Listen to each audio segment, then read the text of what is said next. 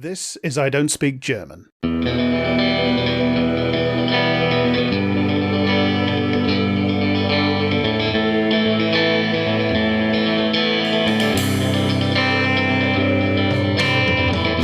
Jack Graham, he, him, and in this podcast I talk to my friend Daniel Harper, also he, him, who spent years tracking the far right in their safe spaces. In this show we talk about them and about the wider reactionary forces feeding them and feeding off them. Be warned, this is difficult subject matter. Content warnings always apply.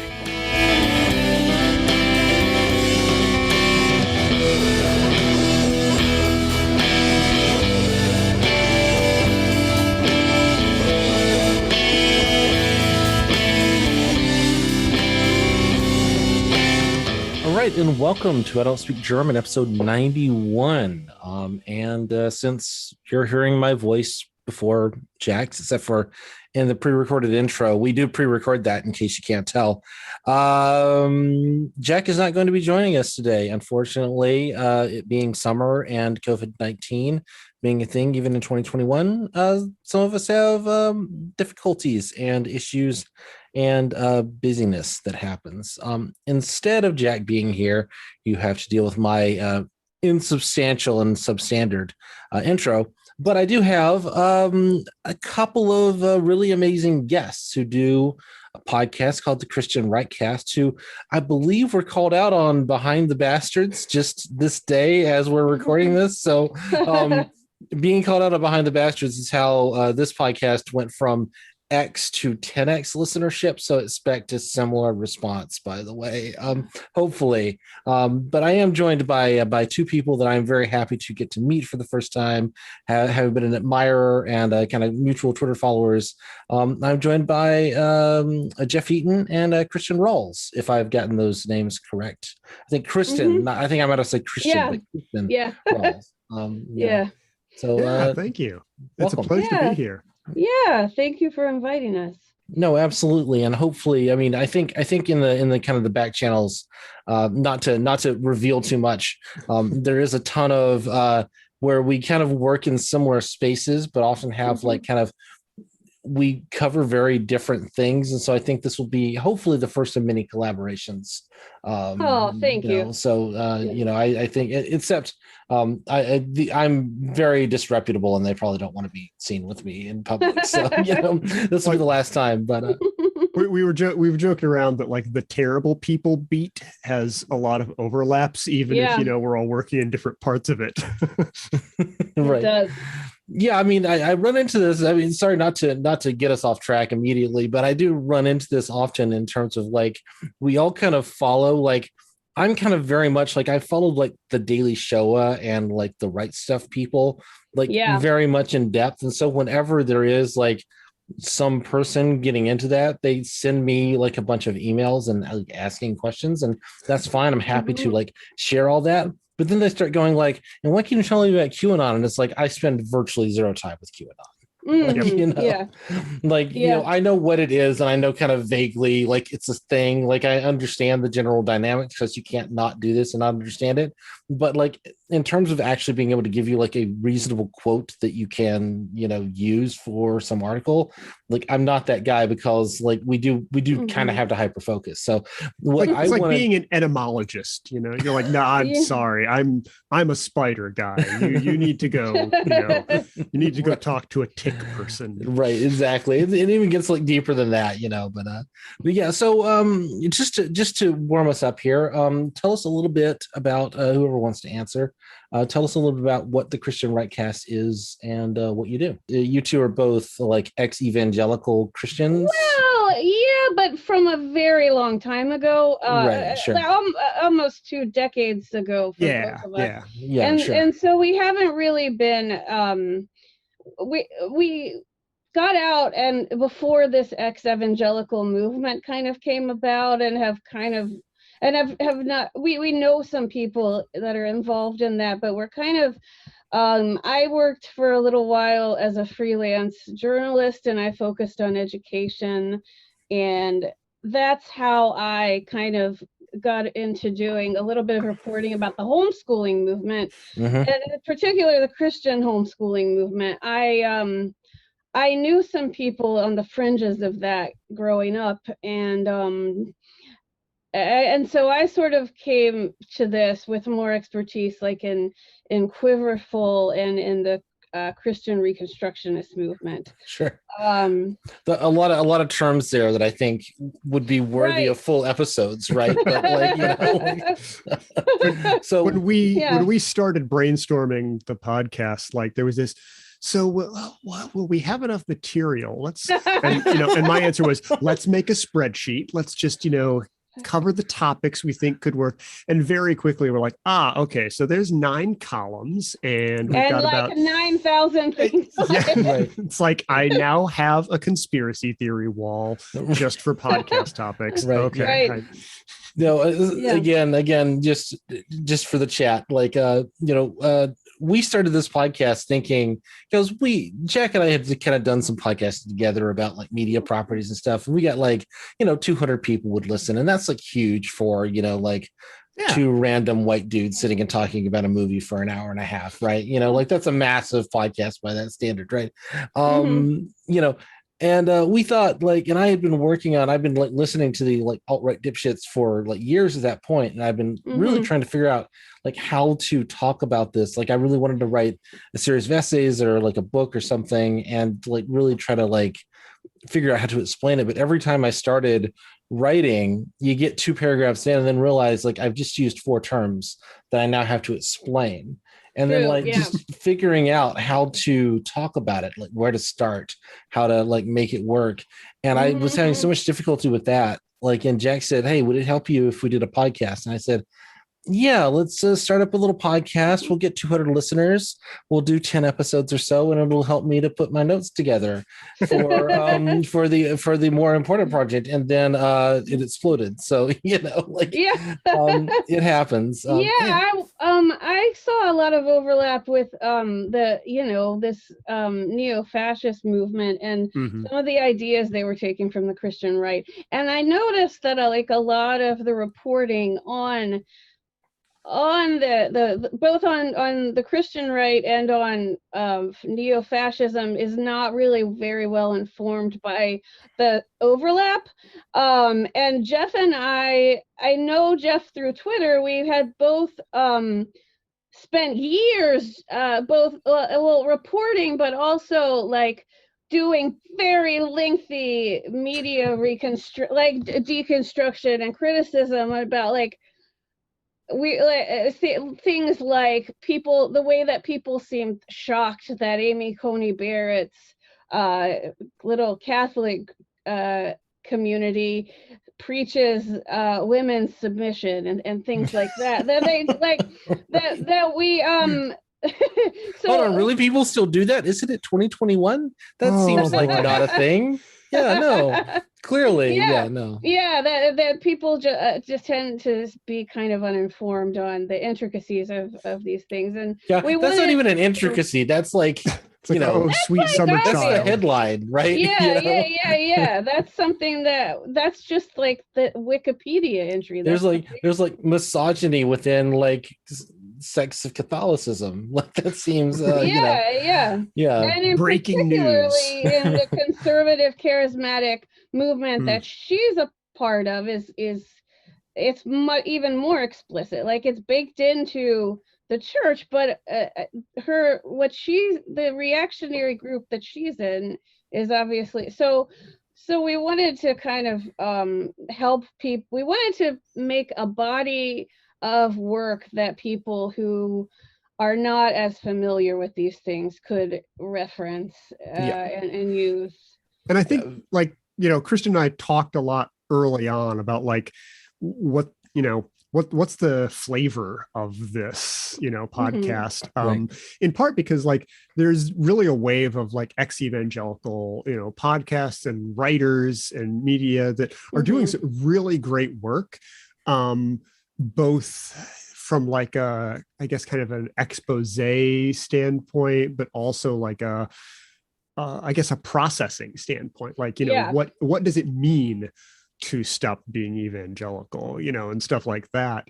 But I think, because both of us are maybe like pushing 2 decades out from our departure from like, the evangelical or evangelical adjacent church, it felt like, we had already spent a lot of time on that sort of processing and sorting out like, well, what does this mean for me? How do I find values? Where do I, how do I grapple with the world without that framework? And I think both of us had spent a lot of time thinking about like, okay, well, how did these groups that we remember, that we were a part of, and that via old friends, loved ones, family members, we still are like a degree or two separated from in a lot of instances. How do they work? What, how are they both a part of our broader culture and the stuff that's going on, and how are they separate and different and a sort of like a philosophical vanguard in certain ways? And I think, as Kristen said, a lot of the coverage of the religious right it usually has a very like one note quality. It's like, you get different cliches are brought out in different conversations without really taking a look at the nuances of like what groups are involved in these conversations, and how are the intersections of various clusters of ideology that make up the Christian right involved in current events or trends, like those snake handlers or something like that. And it's like, I was always the person in, circles I ran in who would sort of like Kool-Aid man and it's like, actually, snake handling is a very specific phenomenon in certain Pentecostal sects.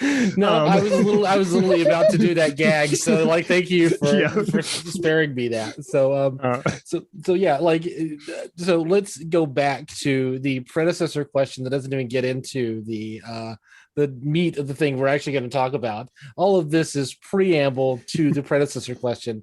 What is the Christian Rightcast then? Jeff, you do the tagline. Okay. It's basically a podcast where we explain and contextualize the personalities, the groups, and the ideologies that make up the Christian right. And particularly the authoritarianism. Right. We think that it is crucial for understanding the political environment and the rise of fascism in this in the United States now. And this is something that even like the word evangelical, as we've been using it, like there is a kind of like lowercase e evangelical kind of thing that like means a certain thing that we could explain to the audience. But then really like evangelicalism as a sort of a theological construct is different from the political angle that it has been kind of taken since the rise of the moral majority in the late 70s and early 80s, and particularly in the Reagan administration. And so when we talk about like being an ex-evangelical, we're really talking about being not a part of that like kind of social community political group, more so than like not being, it's not just a theological change. Someone that I admire a lot is Fred Clark. He does the Slacktivist blog, right? And I've been reading him for a lot of years, and he will describe himself as a kind of lowercase e evangelical. Like he believes in the sort of like the theological mission of evangelicalism, but like absolutely opposes the kind of political wing of this. And like a lot of what I think you guys are trying to do is to unpack a lot of this language and unpack a lot of this and kind of explain it to people who didn't grow up in it or adjacent to it the way that I did. And like, I'm just going to say, like, I grew up in Alabama. I grew up around this stuff. I was kind of adjacent to that community. I didn't shop at Lifeway, but everybody I knew shopped at Lifeway, if you know what I mean, I did, but not after high school. Maybe early college, but we had Family Christian Bookstore, aka Zondervan. Right. Yes. Yeah, no, so I grew up very like much immersed in the culture, but not kind of in it. I don't know. I had a body piercing saved my life t-shirt. I didn't have any of those t-shirts, but literally like everyone at my middle school had them, right? Like it was yeah. Well, there's like a way in which every church in the South is evangelical, and like my dad was a United Church of Christ pastor at a liberal church, but also had a charismatic background, and it was, my parents were pretty evangelical, and, and again, a whole bunch of other terms that really need to be defined for the audience. Oh, but, true. But sorry. No, it's on. I follow, but like just to be clear, I know this problem very well. Just to be clear, So he had the United Church of Christ, for instance, is very different than the Church of Christ. Right. Oh yeah. It's kind of like a liberal Calvinist liberal denomination. It's kind of what Congregationalists are now, and the Unitarian Universalist. It's fine. This is how we arrived at the conspiracy theory wall when we started the podcast. I'm just really pointing this out just to acknowledge the depth of like stuff, the depth of research that like we haven't even. We're not even going to go into this, right? I just want to. But is someone who can have this conversation with the two of you and who understands this? I find that, and as someone who is very conversant with far right bullshit, I learn things in every episode of the Christian Right Cast. So like, and I often you two go into stuff where I'm like, I had no idea. Like, you went into this place that is super important and super like amazing to get to see, which I had never heard of. So I just want to like the highest possible recommendation for the Christian Right Cast. Well, thank you so much. Yeah. I mean, I think Christian has talked about this, and I think I've alluded to it, but like, I forget there's a logical fallacy that got popular in like skeptic communities to refer to things as like the courtisans. The courtisan's response, right? That was a Richard Dawkins thing. Yeah. It's basically as a former new atheist, believe me. Yep. It's that idea of like, you object to something that somebody says and they say, oh no, but actually I'm a West Coast post 1997, follower of such and such ideology. So your point is completely invalid.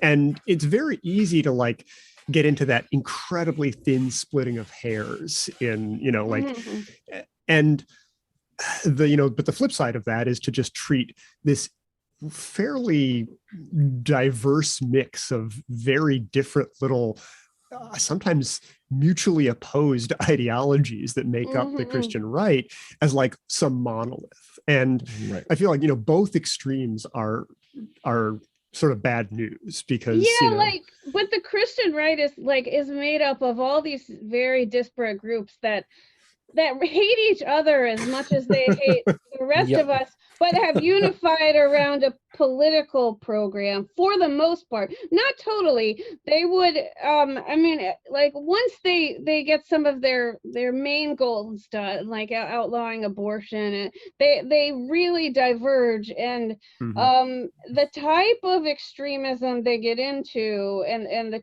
type of, and the ways in which they kind of they converge with the fascist right has a lot to do with the different flavors of theology they're around in. So I think no further ado, I think we should probably actually like kind of talk a little bit about the thing that really kind of brought us here, and just put a whole bunch of pins on a pin board that's connected by yarn as like future episodes that we can discuss together, because believe me, I can tell you that there's another podcast that covers all this stuff, but the two people doing that podcast are here with me today. And,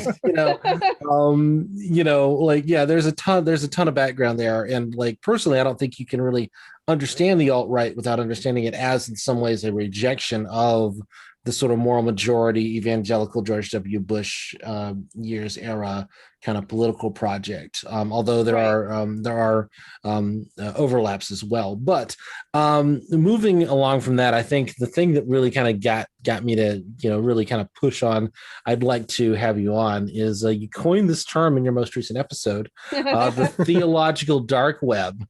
And a little tongue in cheek, but I think we stand by it. Once I heard it and then went back and started looking at this guy again, because I was just watching some of his videos today, and I'm like, nailed it. So right, he debated Christopher Hitchens, and they're sort of the rationalist. All right. Let's back up slightly here. We need to do the five. We need to do the 5-paragraph paper version of this first before we get into. This is the thing. Like organization, is always the hardest part of an IDSG prep episode. And you're right. We just went through all this, but we realized, you're right. Yeah. So I'm gonna recommend. We'll put the link in the show notes to the most recent episode of the Christian Rightcast. Although you should listen to every episode because they're all amazing. But let's. Who are we talking about, and why is he important? We're talking about Doug Wilson, and he is but to explain him, I need to go back a little bit and talk about the kind of ideological framework he's using. Doug Wilson is a guy who comes from the Christian Reconstructionist school of thought, which was kind of started by this guy in the 60s, 70s, 80s named Rusas John Rushdoony, who was an Armenian immigrant whose family escaped the Armenian genocide, and who as a result had a very, very understandably paranoid understanding of state power, and his project was really far-right libertarianism, an economic system that he got from the Austrian School of Economics, again, far-right libertarianism, right, and informed by a very conservative Calvinist Christian theology, which he believed that all of life, society, government, culture needed to be reconstructed to come in line with biblical law as he understood it, and by that he meant Old Testament law, and also his interpretation of the New Testament, but so meaning they often are they're sort of most famous for he wanted the execution of gay people, women who had sex outside of marriage, disobedient children. Yeah. Well, I mean, isn't this just the reasonable conclusion you reach just by observing the world? Come on. I think I don't think any of these things. I mean, we mentioned on that episode that in a lot of ways he's one of those very specific kinds of people who they start with a premise and they have just decided that they will follow it to what they believe are its logical conclusions, and if they arrive somewhere monstrous, well, then the world just needs to be more monstrous. I actually tend to sorry, not to derail again, I apologize, Kristen, but I actually tend to feel like people have opinions about people they want to shut the fuck up, and then work backwards based on whatever mechanism they need to reach that conclusion. I kind of think that's how a lot of fascists are made. And I don't disagree that there's a spectrum there of where you start, where you end, and which direction it goes. But I think I think it's at least plausible that Rushdoony just really didn't like certain things happening, and found I agree. He would say in interviews that he didn't like those things, but that the God's law requires it, so he right. Well, and then that's how you save face for the liberal media, of course. I'm required to hate this. So I'm sorry, it's right there in black and white. It's in the Bible. It just says, it just says Chelsea Manning is evil. Like clearly, it's right there. It's in Kings, I think. So I just want to get this out. Please. Sorry, I've interrupted. Please go ahead.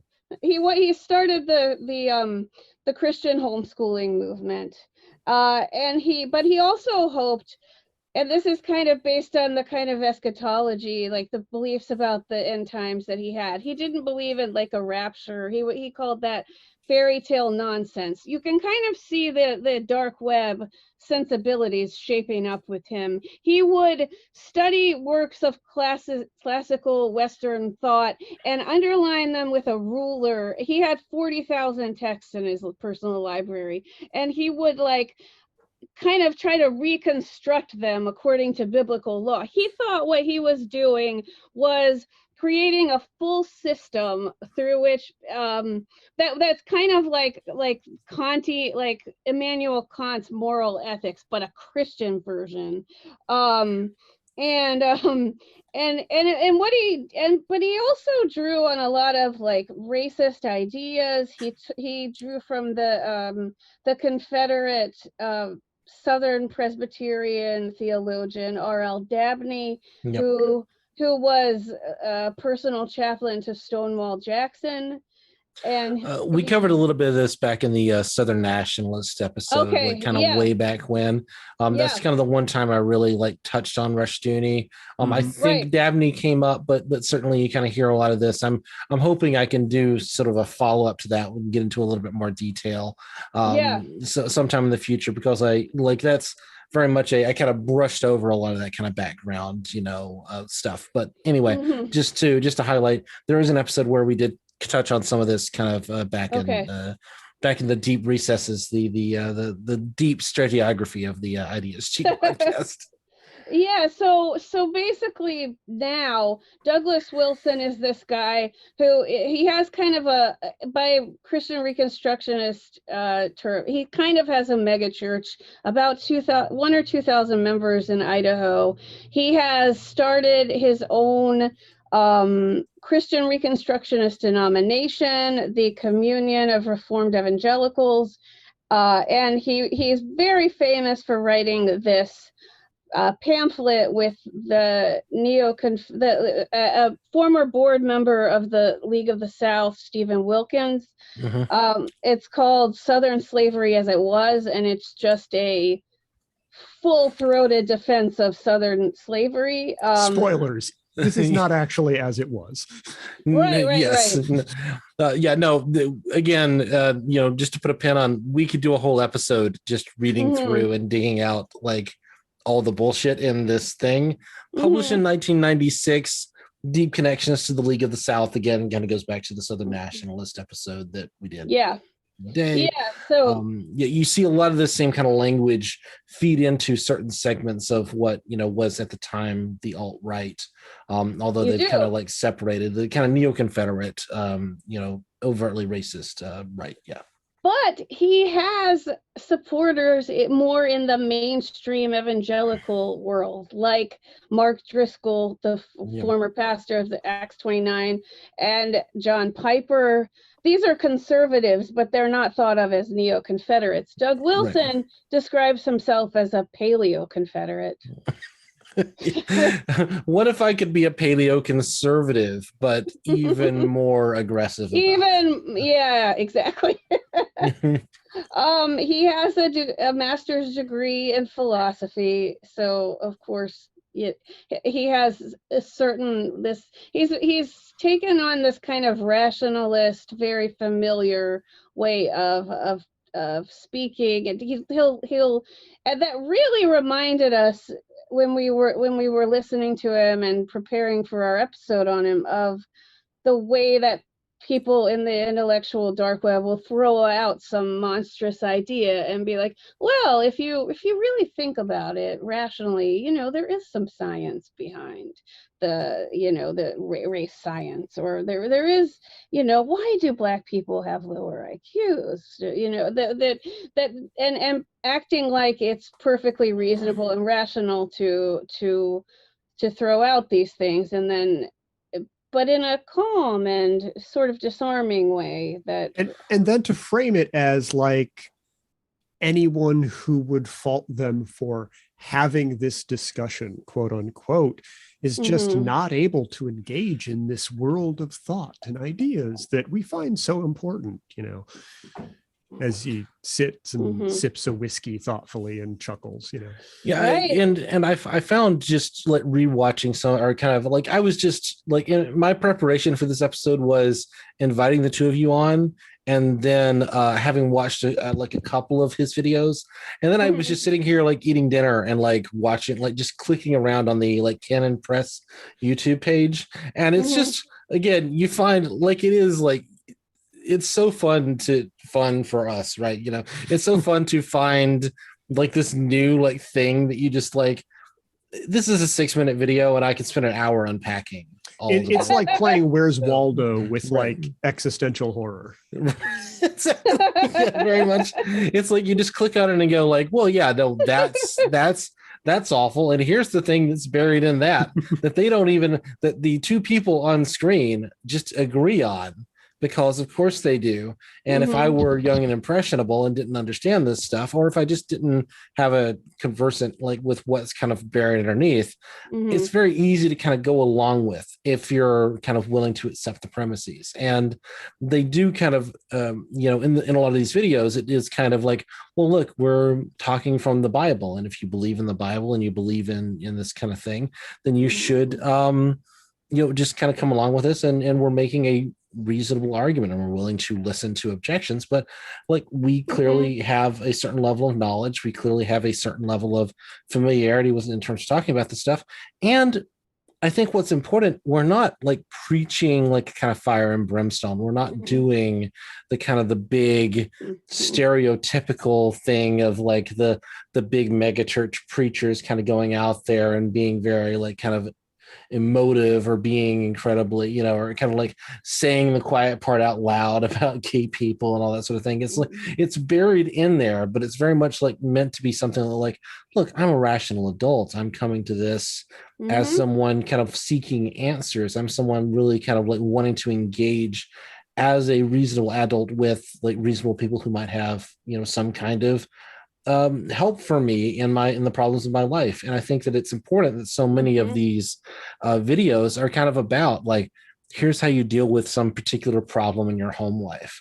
And the answer to that problem is always like, well, the woman should just listen to the man, and the man needs to be able to lead. But it's always phrased as like, this is an obligation on the man to take charge and to be, but to be more responsible. And it is like, I don't know, there's this very like, it's the gender version of the white man's burden concept. Right. Once you hit that like theological dark web term, it literally just like, I had this light bulb that came up, and I'm like, yes, that's exactly what's happening here. So they very much think of themselves as the intellectuals of the Christian right. They think that, and they tend to be, they think of, the more emotive and expressive styles of evangelicalism as kind of embarrassing, and they're but they're really doing it right. They're the ones who are able to be disinterested and calm, and so well, and like Daniel, you mentioned the stereotype of like the megachurch preacher, or like the guy, the angry preacher on the street corner, and I think of course this gets racialized in certain ways as well, and I want us to both ping that, and also like just not lean into it in a way, there is a kind of racialized in certain ways, that like the stereotypical like megachurch preacher that like many people will have in their heads is an African American vision of that preacher, right? So again, I think Not that I think you were going there, but I just wanted to highlight it here because and it's you've just referenced one of the unexplored clusters in our giant, pins and yarns on the wall map of the Christian right too, because there's even like long, deep divides in the Christian Pentecostal right between like African American and white like branches of that faith, of that subset, and breaks that denominational schisms and things like that. So but I would say their sensibility is racialized in a way that is I hadn't thought about it, but racist, explicitly racist. That they think, well, we're being the calm and reasonable ones, and when you write something in 1996 that's like, actually slavery was a moral good, like I don't think like we could pick that apart bit by bit. But let's step back and we did know it was racist, but I didn't think of the way they talk about the rest of the Christian right as I just so I was just under the hood here. Maybe Jack cuts this out. One of the episode 90s that I prepped in the mini episode 90s. If you listen to episode 90, you know that I was planning that for a long time, and it got reformed about 5 times.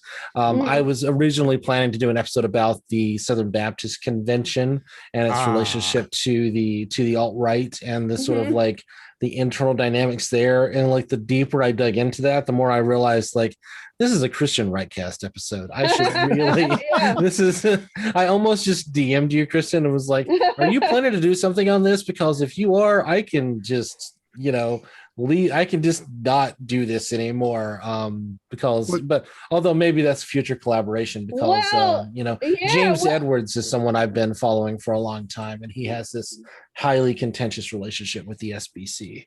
So one thing is, some of the current overlap with the alt-right has to do with the Christian Reconstructionist wing of the Southern Baptist Convention, which is so Baptists were originally Calvinists, and then they stopped being Calvinists. And in the 20th century, the Christian Reconstruction, they adopt a very significant wing of them adopted the Christian Reconstructionist perspective, in which that and also the teachings of people like Dabney and so I think that is a significant, but not the only place where they overlap.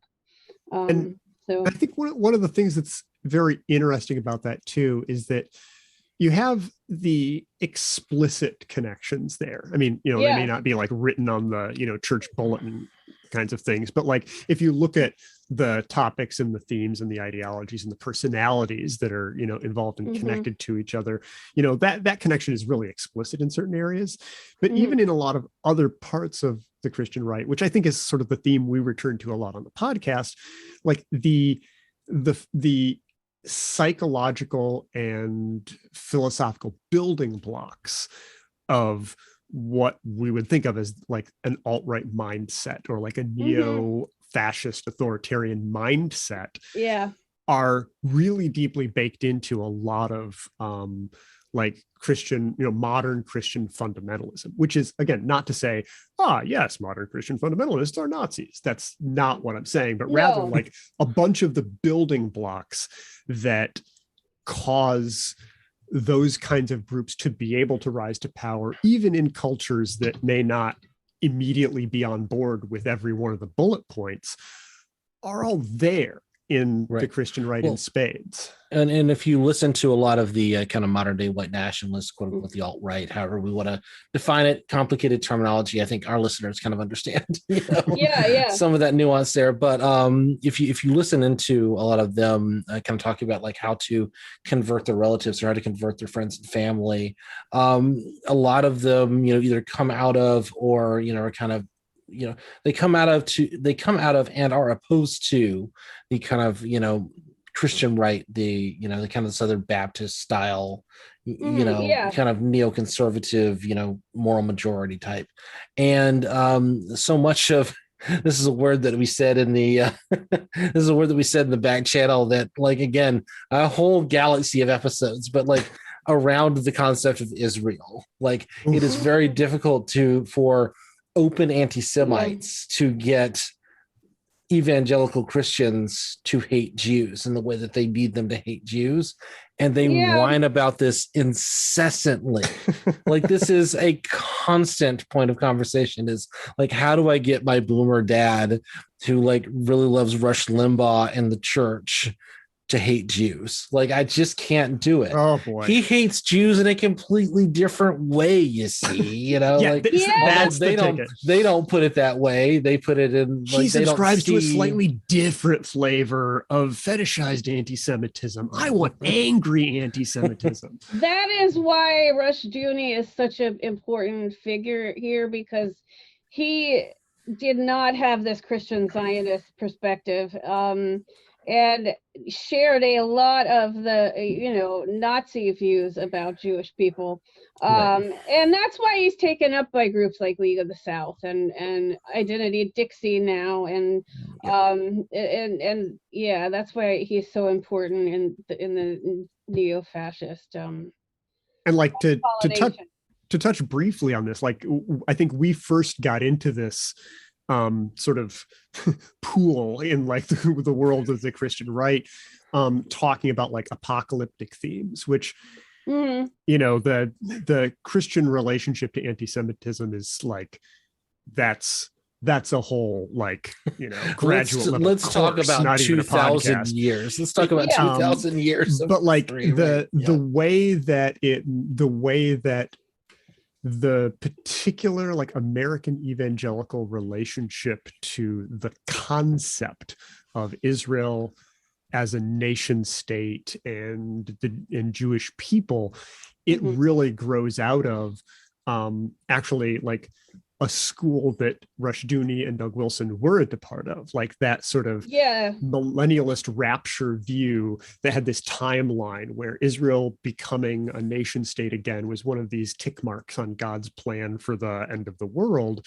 And thus, like, Israel becoming a nation and the Jewish people having a home again, et cetera, was like this evidence that we were right in this grand civilization scale way that no one could have ever expected. And the relationship that fundamentalist evangelicalism has to Israel is, it's a very strange one. You have like, corn-fed, blonde Nebraska, fundamentalist kids like giving their 6 kids like Jewish names and like and saying, oh, it's because we really love Jesus. It's like it without understanding that it's, I mean, to a degree, it's like a co-option of Jewish identity as a way of claiming authenticity in true Christianity. It's a very weird and tangled kind of relationship. And a lot of it ultimately comes down to this belief that like, and when the end times really play out, all of the good Jews will convert to Christianity anyways. So like, that's the punchline to how much evangelicalism really loves, Judaism. It's because they think they'll eventually get with the program and be us. But like that relationship is very, very strange. And like that, that tension you mentioned, of open alt-right anti-Semites wanting to, convert their, evangelical fundamentalist family. It's like that's, I would say it's probably a lot closer to what I've seen growing more and more in like the increasing alt-right directions of like open alt-right directions of Christian fundamentalism is that weird, like, only Israel really gets why it's so necessary to have an ethno state. Yeah. They're right about that like weird, and they anti-Semitism see by one level of indirection thing, and some of them see like the crimes of like the state of Israel, right? Like the war crimes committed against the Palestinians, etc.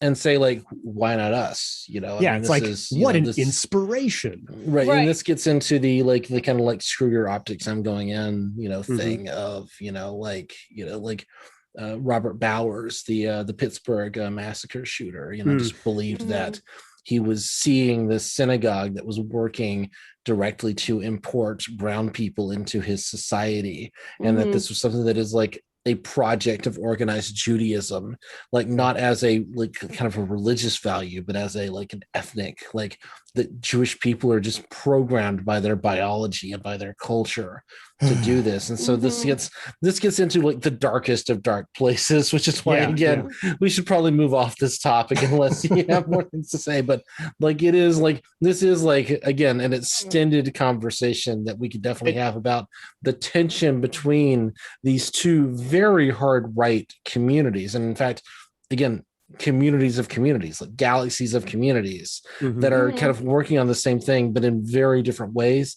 and that have a push-pull relationship with each other, and that work within our politics currently.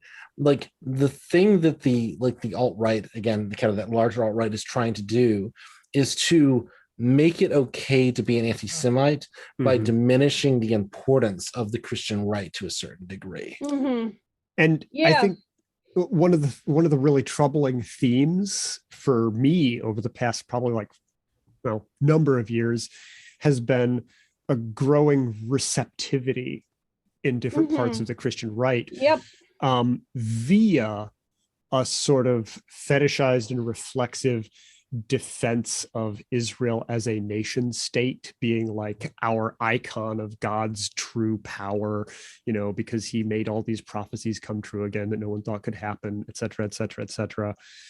A growing defensiveness around the international condemnation of the nation state of Israel's war crimes against Palestinians has put a lot of Christians on the strange side of like forming complicated and nuanced arguments in favor of an ethno state.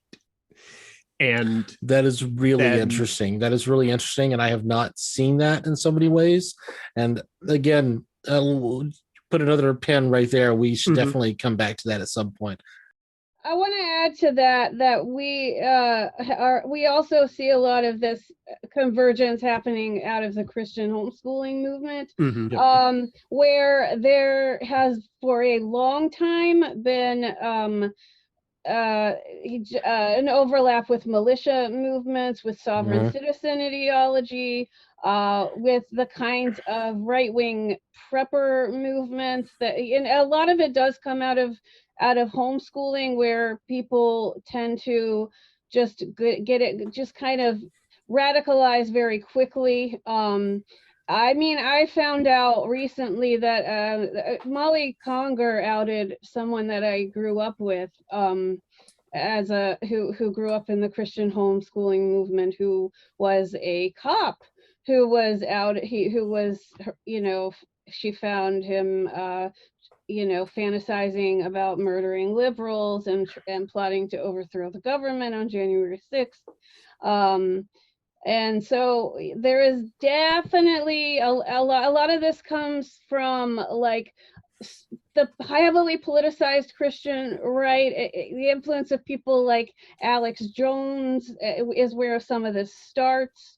That we see there may be like frustration from groups like Adam Waffen or whatever, but we do see a lot of people making the leaps to becoming full-on fascist, having come out of this movement. And like there were a few some friends from the Duggar community who were spotted on January 6th. There really is a lot of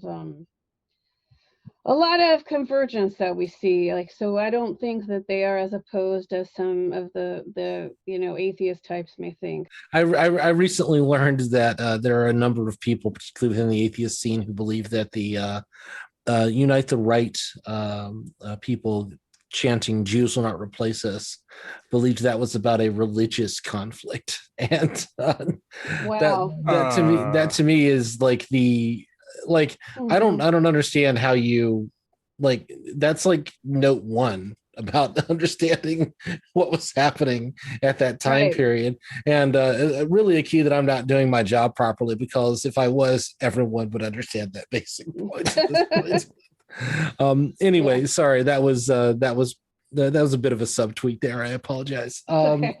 So I feel like we've gotten. I'm loving this conversation, by the way, and we can do that. I can do this all night, but I do feel like we should get back to Wilson and the theological dark web. One of the things that I noted, just kind of again clicking through on the YouTube page, was sort of the production value, right? And like you see, there's this kind of like the spare, like he's sitting, he's got a nice microphone, he's got his glass of whiskey, or he's got his, kind of thing. He's got this neatly trimmed beard. He's kind of doing the thing. And they kind of like lean into their microphones and speak very softly and talk to each other. And they've got this like very nice lighting set up. And I mean, it's not like a fancy, like, it's not like, some crazy editing setup or whatever. But, the three of us are podcasters. And game recognizes game, right? You understand like how what production looks like, right? At a certain point, even though we don't do video podcasting, but like there's certainly a difference between you look at kind of the bread tube community, and you understand like the amount of like I looked at like Destiny's setup, like. Not a fan of Destiny, don't worry. But like I was looking into, like he posted his like on Reddit, he posted like what it takes for him to do his live stream setup. It's like $20,000 worth of equipment. Yeah. And that's just to do like live streaming of video games on a, so you understand like the amount of money it takes to sort of make like a professional kind of YouTube production at this point, and also a lot of money behind that, clearly.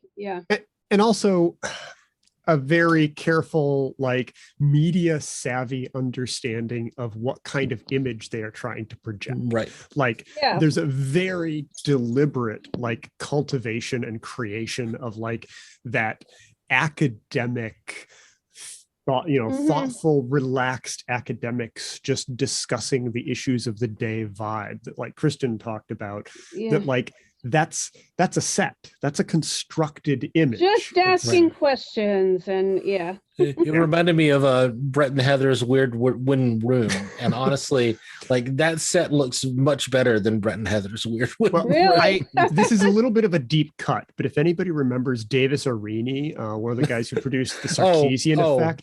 Do I remember Davis Arini? That very distinctive like sit down, take a sip of whiskey and say, well, gentlemen, we're about to talk about the issues.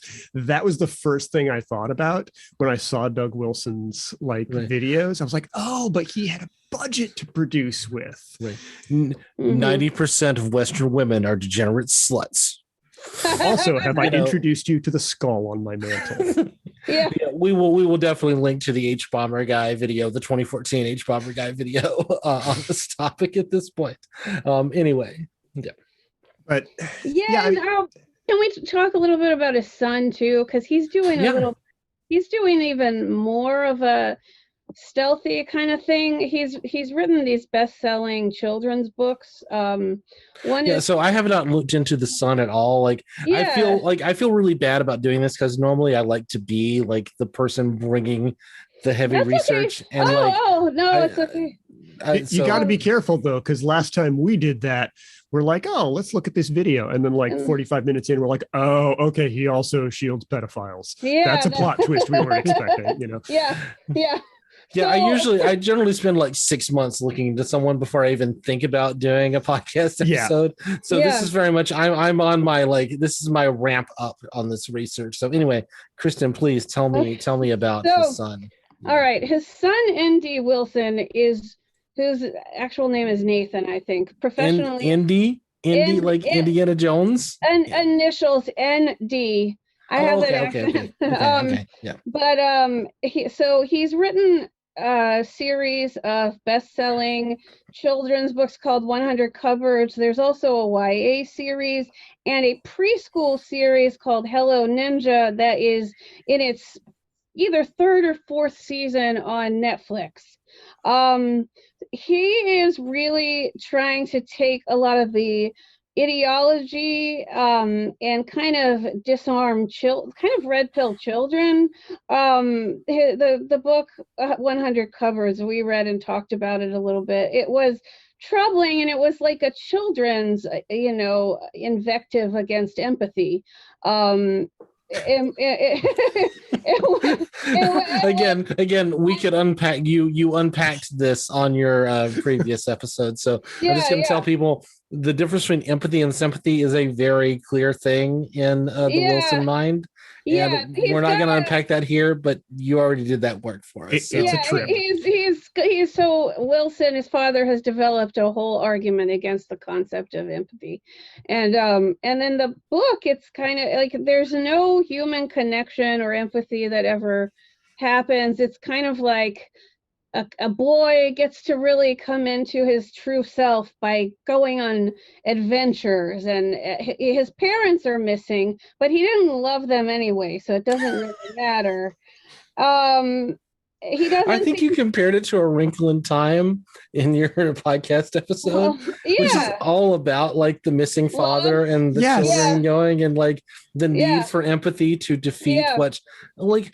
I think we could talk about Kazmataz and like how it's sort of the right-wing paranoia about communism. I think there is some of that. Yeah, there's a lot of that there, but like it's ultimately a book about like the love of a child for her father. And what if someone wrote A Wrinkle in Time, but no one cared about each other at all? What if? And so there's that, and like very sort of rigid gender roles in which the young boy is always going out to rescue these flighty women.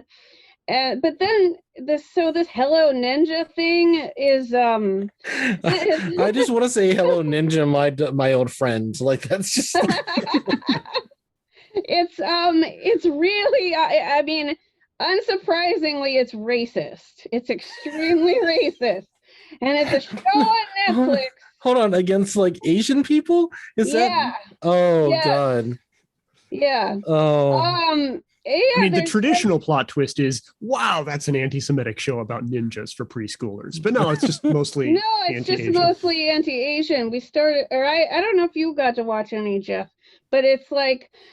I'm reading Christian romance novels for our next episode. I haven't watched Netflix. I'm excited for this. I worked at a bookstore for a few years, and believe me, hold on. Let me rephrase that. I worked in a bookstore in Alabama for a few years.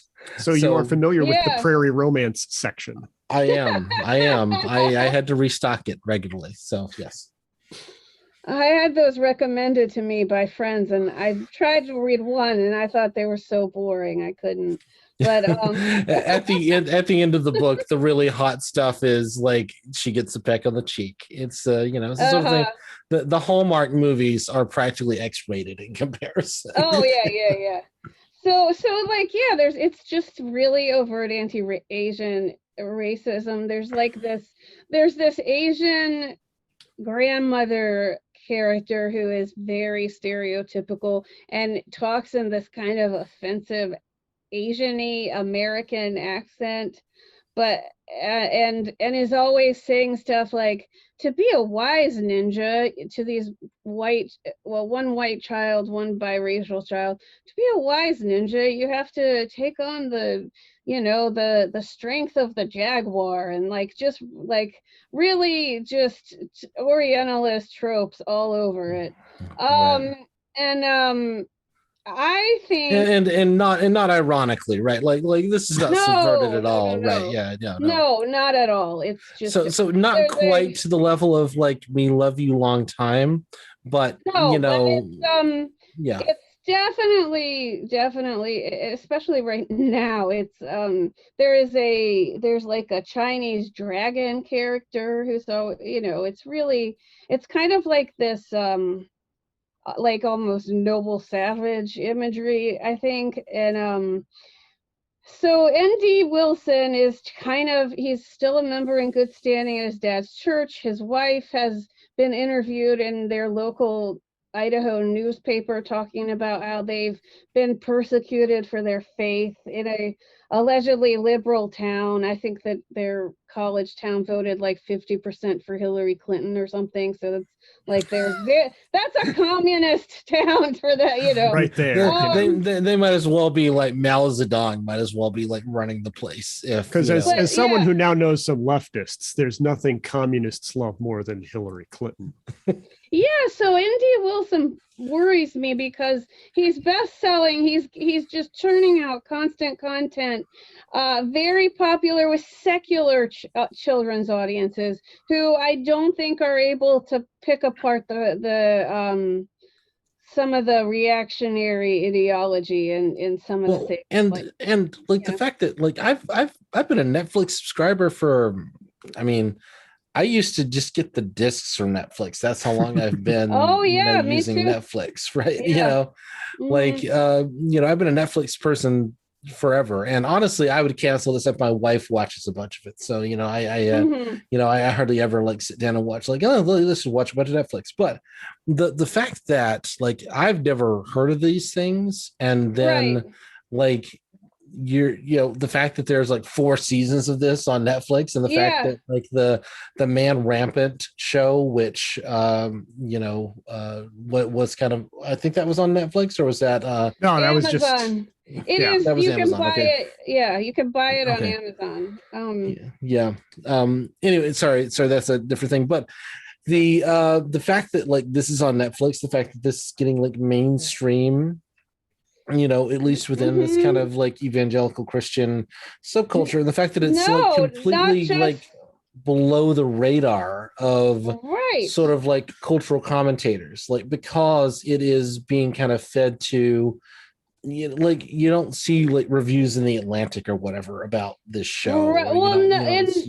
No one seems to know it, and even though his books have been best-selling, his breakout book was 100 Cupboards, and that was a Kirkus starred review book. They have all been very big. I also don't really follow children's entertainment that much, but I feel like people who have kids. My wife watches a lot of Disney Channel and stuff. Like my wife kind of likes the sort of like the watching a lot of that kind of stuff, and I've not seen anything like show up in her feed.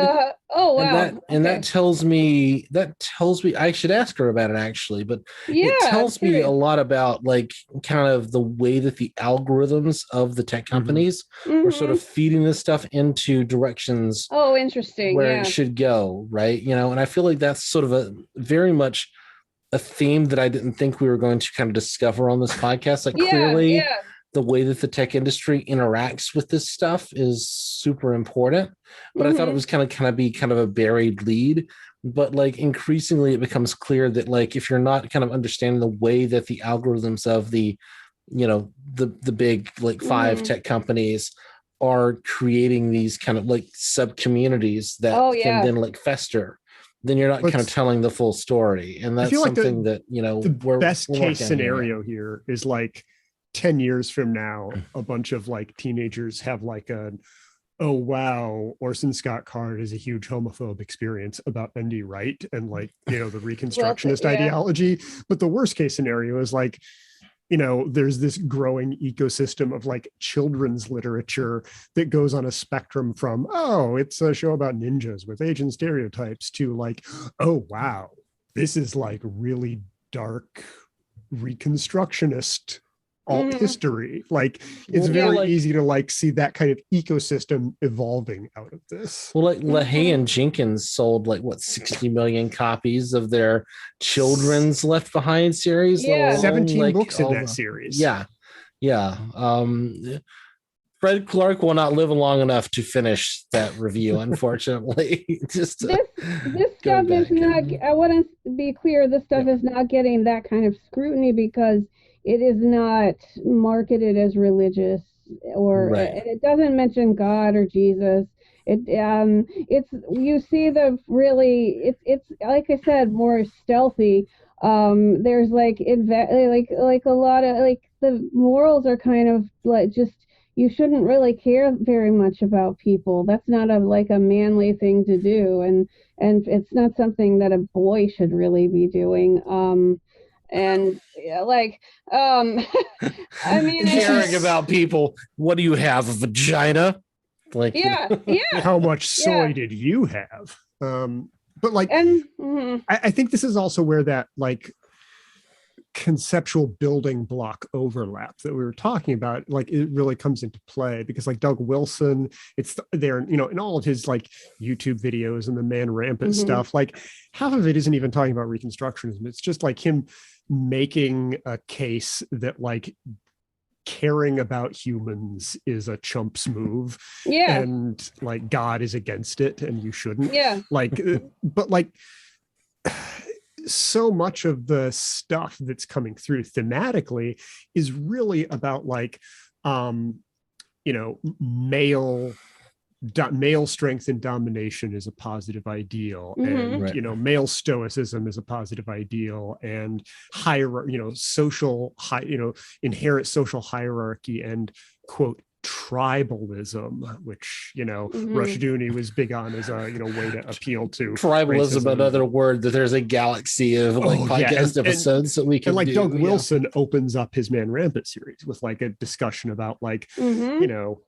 about how tribalism works, and it's like, okay, hold on, I've been down this path before. He's basically trying to figure out how to explain racism is good, but with like some new nouns. Yeah, so it's like racism with more steps. That's what it is.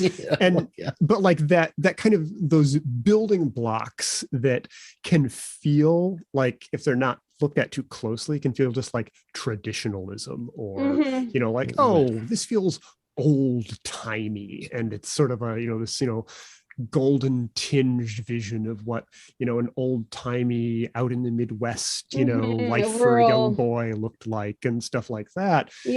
But like it's not just a soft selling of Reconstructionism. That's where like the distinctions between a lot of like, you know, neo-fascist, like traditionalist ideology of like return to the old ways, and, you know, my wife should stay home and be a trad wife and be, you know, a good caretaker for the home while I go out and like hunt mammoth or whatever. Like the language that's being used at that surface level engagement is like indistinguishable. Yeah.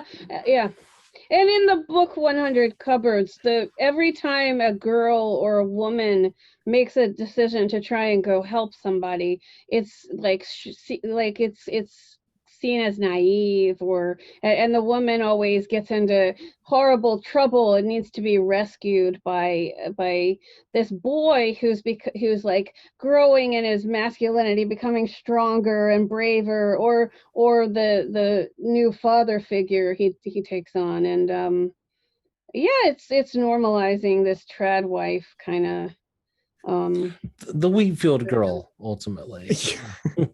Which brings us back to Christian prairie romances. But it does. Jeanette Oak, right? Jeanette Oak. That's who was recommended to me. I was like, this is more boring than Little House on the Prairie. It cannot do this. Like, the famous Christian. This is not exactly one-handed reading, if you get my drift. And no need to respond to that. Is good, respectable people. It's fine. You're laughing because you don't understand the reference. I'm sure that's how this works. Anyway, we are over an hour at this point, and we can talk forever, and believe me, I hope we can do this again and kind of come back, and I can sit here like until I collapse in my chair talking about this stuff, I'm sure. But are there any kind of like closing thoughts? I know we kind of like danced around on a lot of stuff, but is there anything that we kind of hit on that you'd like to cover before we wrap up here? I mean, I'll dive in and at least take a first stab. Like I would say that like for people who are interested in and concerned about like the rise of the alt-right, like I think, you know, that frustration on behalf of the alt-right that it's so hard to sell the Christian, you know, people we know on hating the Jews, darn it. Like at a surface level, there's a lot of opposition to like open antagonistic like neo-fascism amongst Christians, but on the Christian right, there's all of the building blocks are there. And the heavy lifting being done by personalities like Doug Wilson and, you know, a lot of his contemporaries. And it's they're selling their message, but they're also selling the core foundational building blocks of the alt-right movement and, you know, neo-fascism too. And that's really well, and they share the same enemies, right? Like, I mean, that's ultimately kind of the key is, you know, like who are your enemies? And that's where you can see alt-right are going to say the Jews, and the kind of Christian nationalists are going to say, you know, the liberals or whatever, but they ultimately mean the kind of the same people. And they may literally be meaning the same people when they say those things too. And that's why we keep seeing so much overlap and so many people that really go all in becoming fascists. It's easy if you sort of stay in the mainstream conservative evangelical movement to miss that, but the ones who go all in tend to kind of have been isolated from the larger society. A lot of it does happen in the Christian homeschooling movement, and a lot of those people are either they're getting out or they're becoming Nazis in a lot of cases. And the Nazis are very happy to make that happen, and I'm trying to track that as it goes. So and I think it has to do with the fact that the ideologies are not that distinct from each other. Ultimately it's a toggle switch, right? It's sorry, not to use like a computer metaphor, but it is like, you know, you change a few words around. Like there was this incident like years ago in which James Edwards, who does the Political Cesspool podcast, who is an explicit white nationalist, Southern nationalist, neo-Confederate, et cetera, he has had, you know, every white nationalist you've ever heard of who isn't like explicitly using the N-word with the hard R in every single sentence on his podcast over the course of the last 16 years or 17 years now. He wrote an article, he wrote like a blog post where he was like talking about like the Jews doing this, the Jews doing that, et cetera. And then like it sort of got like flagged, like people started talking about it. And they literally just did like a search and replace, and they replaced Jew with liberal. And then suddenly it was fine, you know? And like it's that, and so there is this kind of the alt-right, the kind of remnants of the alt-right, the white nationalist right, the people that I follow when I wasn't doing mostly IDW stuff. I'm getting back into the Nazis very soon, I promise. But like what they're trying to do is to like convert liberal to Jew, right? Right. But ultimately, in order to make because they see that as like not far enough, but ultimately these people share the same ultimate political goals in many cases. Right. Yeah, but that's what Alex Jones is doing with Globalist, and he has a very large evangelical audience. And he's given Nick Fuentes a show on his. Believe me, I'm on top of that. It does have there is more overlap than a lot of the evangelicals would like to admit. That's kind of why I thought we needed a podcast. Yeah, so we should definitely do this again. Sorry, not trying to cut you off there, but tell us where we could tell my audience where they need to go to A, listen to you, and B, give you money. We're on all the podcast listening apps. Christian Rightcast. Rightcast is one word. There'll be links in the show notes for sure. Yeah. Just to be clear, rightcast.substack.com is where you can give us money. We would really appreciate that. And if you want to talk to us, we're at C Rightcast on Twitter, but we are more active on our individual Twitter pages. I'm at Kristen Rawls, KRISTINRAWLS, and Jeff is at Eaton, EATON, much simpler than mine. Because he shares a name with a manufacturing company. So I am congratulated on my green power initiatives with some regularity. Nice. So that's where to find us.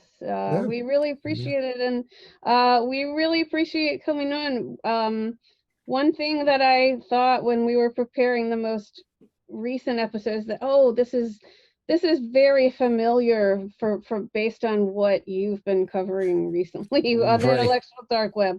This all sounds, one of the things you run into is that, like, the longer you follow these dipshits, the more you realize that it is kind of just this morass. And like, we, those of us doing this, really pride ourselves on kind of pulling apart the differences and understanding the nuances and really getting at the details of where these people disagree. But ultimately, it's a blob. They're all moving in the same direction. This racism has nutty notes of perhaps Southern Reconstructionism. We're the wanophiles. We're the wanophiles of racism. There's a little bit of Christian identity here, although I suspect a slight bit of Rushtuning as well. Oh, that sounds interesting. But I think it's good to know it, because that's right. Otherwise it's hard to pick out. You can't confront it without knowing kind of what's going on inside. And ultimately, I mean, one of the ways you combat it is to get them to fight each other, and like understanding the details of how they disagree, and letting journalists understand that. I have enormous respect for like ground level journalists, like kind of doing this, like, because they approach this and kind of go like, I have to file a story in 7 hours, and I need to understand the whole of the Christian right well enough to like. I don't have time to figure out what was happening in 600 AD, so you're just going to have to. I don't need to understand the details of like a Twitter feud that happened like 4 years ago about an episode of a podcast. I need someone to go to who will explain this to me, and that's kind of that's kind of part of what we do here. So. So thank you both for coming on. You've already plugged your stuff. Been a pleasure. And hopefully, again, this has been a lot of fun for me. Hopefully, I have not made an asshole of myself, and we can do this again sometime. So thanks again. Yeah. Thank you so much.